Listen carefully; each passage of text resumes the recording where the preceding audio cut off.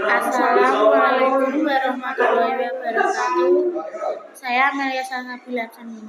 Saya Alessandra Stikema absen 6. Kami di sini akan mempresentasikan hasil ujian praktek kami yang berjudul Masa Demokrasi Liberal di Indonesia.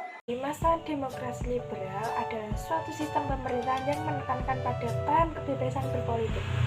1. Sistem politik di Indonesia pada masa demokrasi liberal yaitu banyaknya partai politik, dibentuknya parlemen dengan kabinet-kabinetnya.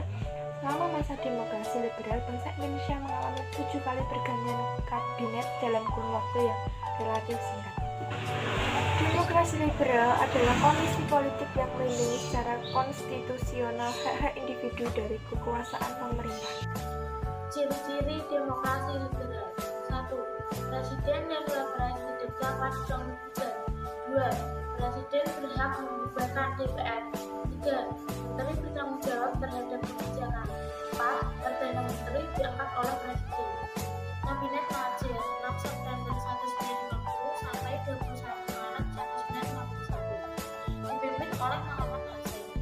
Program yang dijalankan yaitu menggiatkan usaha keamanan dan ketentraman. 2. Mencapai konsolidasi dan menyempurnakan susunan pemerintah. 3. Menyempurnakan organisasi angkatan perang. 4. Mengembangkan dan memperkuat ekonomi rakyat. 5. Memperjuangkan penyelesaian masalah irian. Yang kedua adalah Kabinet Susunan.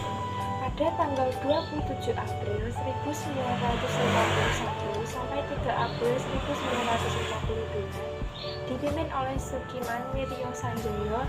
Programnya yaitu 1. Menjamin keamanan dan ketentraman, mengusahakan kemakmuran rakyat dan memperbarui hukum agraria agar sesuai dengan kepentingan petani. 2. Mempercepat persiapan pemilihan umum. Ketiga, menjalankan politik luar negeri secara bebas, aktif, serta memasukkan Irian Barat ke dalam wilayah yang secepatnya. Yang berikutnya adalah Kabinet Wilopo. Pada tanggal 3 April 1952 sampai 3 Juni 1953 dipimpin oleh Mr. Wilopo.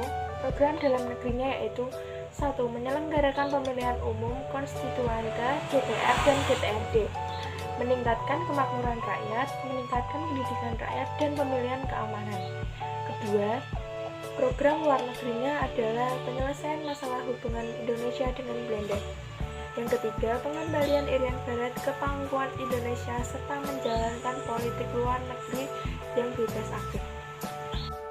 Kabinet Ali Sastro Amisjoyo 31 Juli 1953 sampai 12 Agustus 1956. Kabinet ini merupakan koalisi antara PNI dan NI.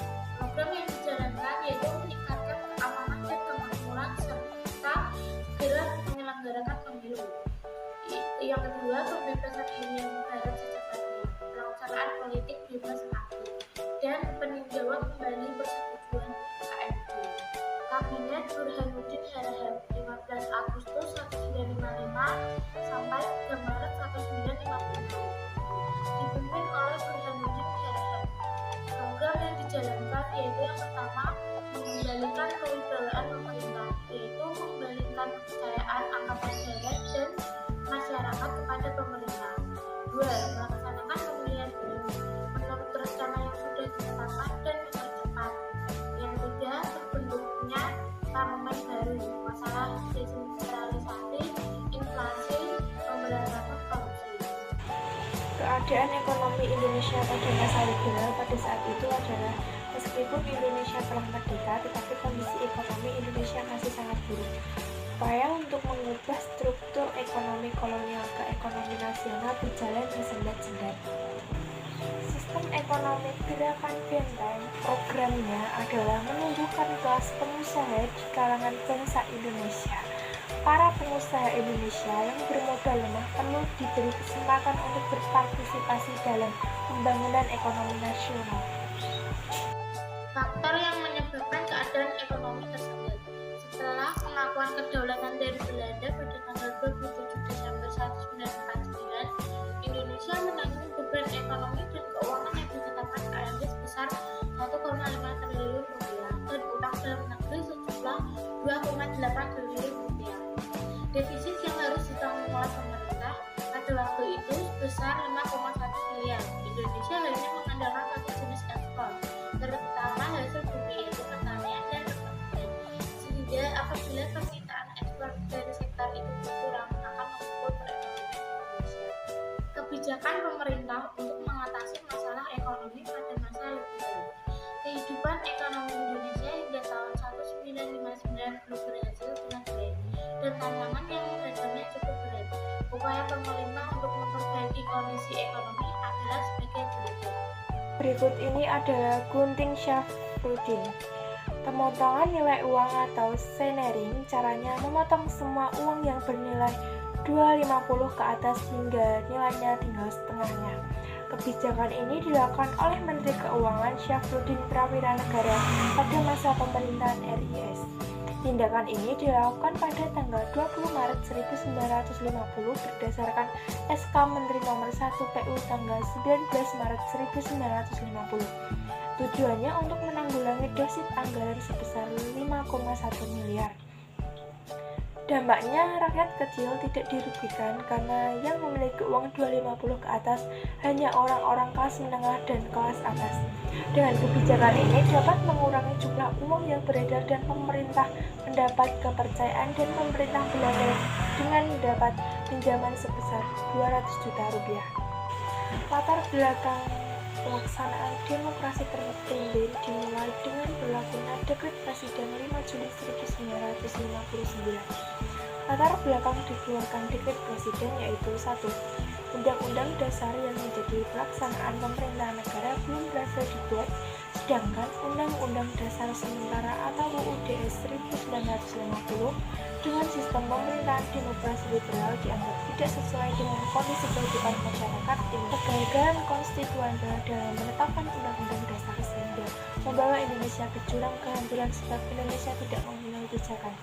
Yang terakhir yaitu hukum yang menetap situasi politik yang kacau dan semakin buruk. Nasionalisasi The Java Bank tujuannya adalah untuk menaikkan pendapatan dan menurunkan biaya ekspor serta melakukan penghematan secara gratis. Perubahan mengenai nasionalisasi The Java Bank menjadi Bank Indonesia sebagai bank sentral dan bank sekuritasi diumumkan pada tanggal 15 Desember 1951 berdasarkan Undang-Undang Nomor 24 Tahun 1951. Musyawarah Nasional Pembangunan atau yang disebut BNPB. Tujuan diadakan BNPB adalah untuk mengubah rencana pembangunan agar dapat diwujudkan rencana pembangunan yang menyeluruh untuk jangka panjang.